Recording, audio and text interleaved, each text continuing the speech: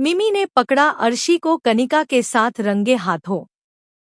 जी हाँ दोस्तों, झनक की जिंदगी में एक बार फिर तूफान आने वाला था।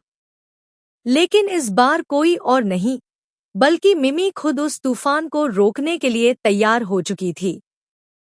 पिछले कुछ दिनों से मिमी के मन में एक अजीब सी बेचैनी थी। उसे लगने लगा था कि झनक की तबीयत बिगड़ने के पीछे सिर्फ किस्मत नहीं, बल्कि कोई साजिश है। और शक की सुई सीधा कनिका पर जाकर टिक रही थी।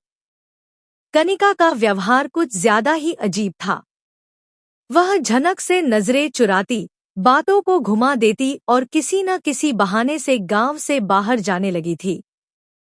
एक दिन मिमी ने ठान लिया कि अब वह चुप नहीं बैठेगी। उसने कनिका के पीछे जाने का फैसला कर लिया। जैसे ही कनिका गांव से बाहर किसी काम का बहाना बनाकर निकली, मिमी भी चुपचाप उसका पीछा करने लगी। रास्ता काफी सुनसान था और मिमी को अंदाजा नहीं था कि वह किस सच के करीब पहुंच रही है। कनिका एक सुनसान जगह पहुंची, जहां एक लड़की उसका इंतजार कर रही थी। मिमी छिपकर सब देख रही थी। वह देखती है कि वह लड़की कनिका को एक भारी भरकम बैग पकड़ा रही है और उस बैग में नोटों की गड्डियां भरी हुई थी। यह देख मिमी का शक और भी गहरा हो गया। लेकिन सबसे बड़ा झटका तो उसे तब लगा जब वह लड़की मुड़ी और उसका चेहरा साफ दिखाई दिया। वह कोई और नहीं बल्कि अर्शी थी। मिमी की आंखें फटी की फटी रह गईं। वही अर्शी जो अब तक सबके सामने मासूम बनने का नाटक कर रही थी, झनक की सबसे बड़ी दुश्मन निकली। अर्शी जो झनक को हर हाल में अपने रास्ते से हटाना चाहती थी, अब कनिका को पैसा देकर उसे खत्म करवाना चाह रही थी। मिमी के दिमाग में उस पल जैसे हजारों सवाल एक साथ घूमने लगे। क्या अर्शी ही झनक को जहर दिलवाने के पीछे है? क्या वह शुरू से ही कनिका के साथ मिलकर झनक की तबाही की योजना बना रही थी? लेकिन मिमी ने खुद को तुरंत संभाल लिया। वह जानती थी कि अब उसे कोई गलती नहीं करनी है। उसने फौरन अपना मोबाइल निकाला और अर्शी और कनिका की बातचीत रिकॉर्ड करने लगी।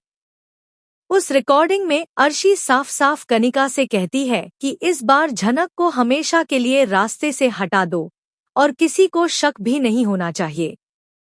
यह सुनकर मिमी की आंखों में आंसू आ गए।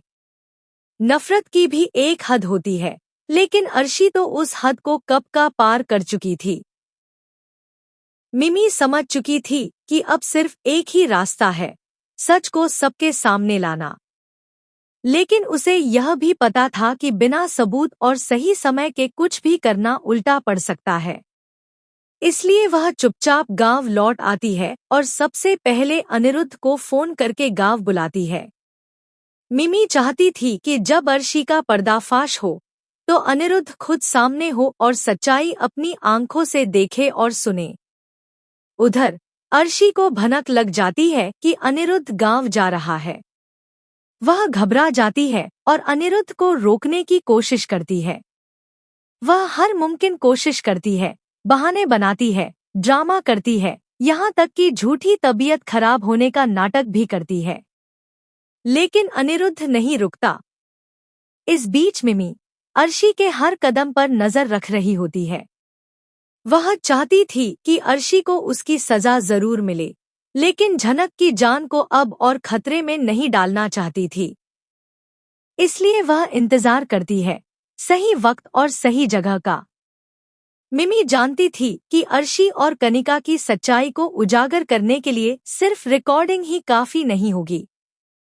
उसे लोगों की आंखों के सामने वो दृश्य लाना होगा, जहां अर्शी का असली चेहरा खुद ब खुद सामने आ जाए। गांव में अनिरुद्ध के आने से माहौल बदल जाता है। झन